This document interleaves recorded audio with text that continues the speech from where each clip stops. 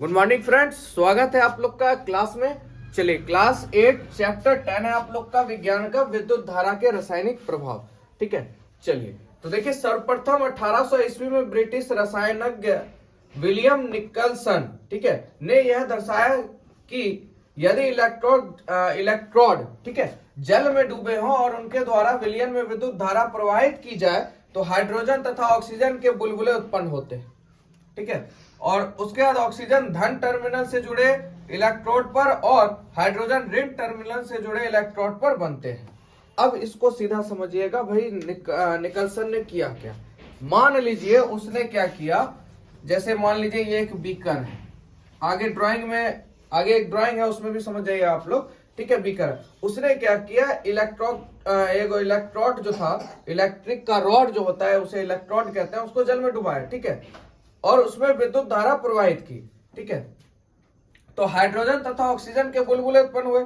अब मान लीजिए ये इलेक्ट्रिक रॉड है, ये प्लस टर्मिनल हो गया, ये आपका माइनस टर्मिनल हो गया। ठीक है, यहां से भी यहां से दोनों से विद्युत अपना भैया जुड़ा हुआ है।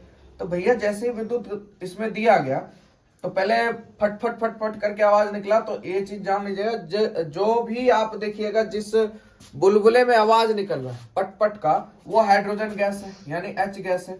उसके बाद थोड़ी देर बाद वहीं से फिर ऑक्सीजन गैस निकलना शुरू हो जाती है। ठीक है, उसके बाद ऑक्सीजन धन टर्मिनल से जुड़े इलेक्ट्रोड पर, और अब देखिए ऑक्सीजन जो है आपका वो किससे जुड़ गया भैया, धन से यानी प्लस वाले से, और ऋण से यानी हाइड्रोजन किससे जुड़ गया, माइनस वाले से। इसी चीज को किसने बताया था, आपके निकलसन ने। किसने बताया था, विलियम निकलसन ने। कब बताया था, 1800 ईस्वी में। तो बात आप लोग को समझ में आ गया।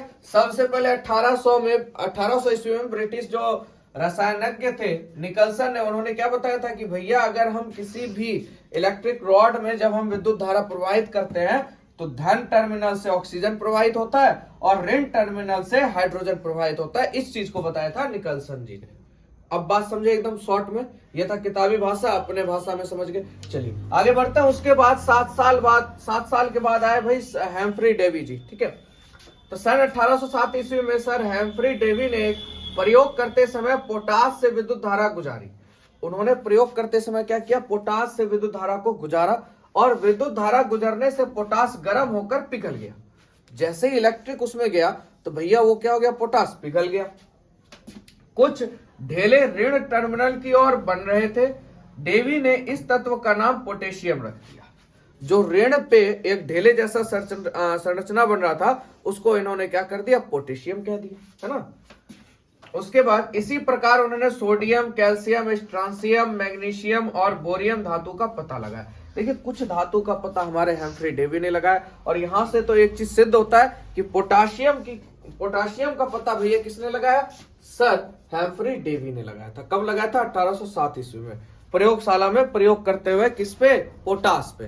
पोटास को गर्म कर रहे थे, तो ऋण टर्मिनल पे क्या हुआ, एक ढेले ढेले जैसा पदार्थ उनको मिला, उसने उस पदार्थ का नाम क्या रख दिया, पोटेशियम रख दिया। तो बात समझ में आ गया आप लोग को। चलिए अगला पॉइंट देखते हैं।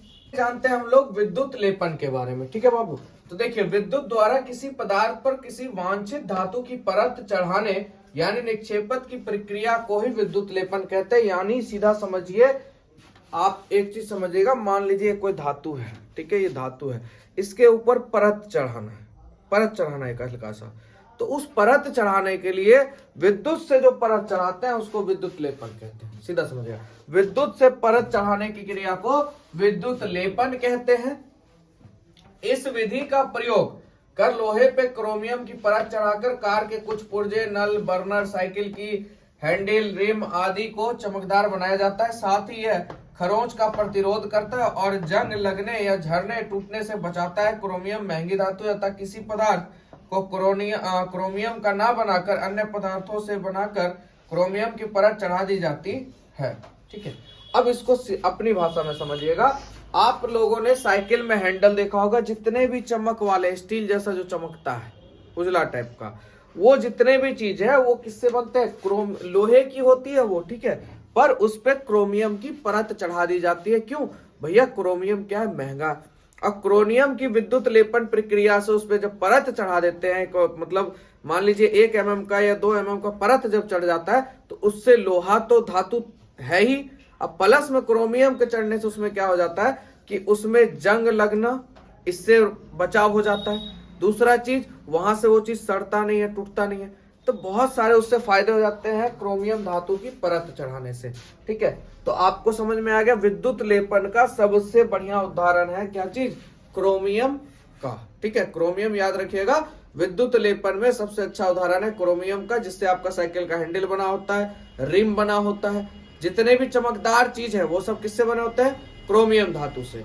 बात समझ गए, आगे बढ़ते हैं। आभूषण बनाने में सस्ती धातुओं के आभूषण बनाकर उस पे सोने अथवा चांदी का विद्युत लेपन किया जाता है। अब यहाँ पे देखिए सोने, और अब मान लीजिए कि लोहे का किसी ने बोला भाई मुझे 2 भरी सोना चाहिए, या मुझे मान लीजिए गले में चैन चाहिए, सिकरी चाहिए मोटा सा। अब भाई बहुत सारे आज के युग में क्या हो गया, तेज हो गए, वो क्या करेंगे, लोहा का बनवा लेंगे। लोहा का बनवाने के बाद उस पे क्या करेंगे, सोने की परत चढ़ा देंगे। किस विधि से भैया परत चढ़ेगा, विद्युत लेपन से। अब सोने की परत उस पे चढ़ गई, भैया लो सोना तैयार है आपका। जबकि सोना वहां 2 mm से 3 mm का लगभग है, या 1 mm भी होगा सोना, बस उसके ऊपर एक परत चढ़ाई जाती है, हो गया सोना।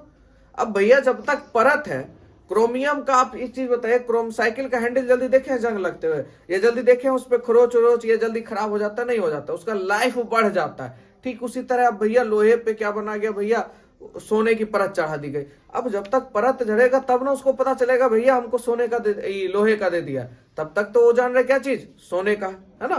तो याद रखिएगा सोना और चांदी, इसके भी परत, यानी परत जिस पे चढ़ने की बात होगी वो आपका विद्युत लेपन के द्वारा तैयार किया जाएगा। ठीक है, चलिए सोना चांदी यहाँ आते हैं, किया जाता है। देखने में तो ये सोने चांदी सा दिखता है पर सस्ता हो। लोहे की छड़ों चादरों पर जिंक जस्ता का निक्षेपण जंग से बचाव करता है। अब देखिए लोहे की जो चादरें हैं उन पे किसकी परत चढ़ाई जाती है, जस्ता की यानी जिंक की परत चढ़ाई जाती है। ठीक है, लोहे की चादरों पे टीन, क्रोमियम आदि की परत लोहे की क्रियाशीलता को वायुमंडल से अलग रखकर काम करता है। टीन और क्रोमियम जो धातु है ये भैया वायुमंडल के जो भी हैं आपके ओस उस पानी सबसे दूर हटके बढ़िया काम देता है। इसका लाइफ जो है वो ज्यादा है सब धातु से। ठीक है, चलिए तो बात समझ गए। उस समय यही ड्राइंग था आपका थोड़ा सा। तो यहाँ पे क्या मिलेगा आप लोग को, ऑक्सीजन। ठीक है, और यहाँ पे आपको क्या देखने के लिए मिल जाएगा, हाइड्रोजन। किसने बताया था, निकलसन ने, याद रखिएगा। ठीक है, ये रिसर्च किसने किया था, निकलसन ने। उसके बाद भैया एक और रिसर्चर थे, कौन थे, हेम्फ्री डेवी सर, जिन्होंने पोटास में विद्युत धारा प्रवाहित की थी, और प्रवाहित करने के बाद पोटास के यानी धन आवेश ऋण में एक ढेला जैसे बनकर तैयार हुआ। उन्होंने उसका नाम क्या रख दिया, पोटेशियम रख दिया। ठीक है, तो ये था पूरा आपका चैप्टर, पूरा कंप्लीट हो गया। ठीक है, चलिए मिलते हैं आप लोग से नेक्स्ट वीडियो में। वीडियो अच्छा लगा हो तो लाइक कीजिए, शेयर कीजिए दोस्तों में। जय हिंद, जय भारत।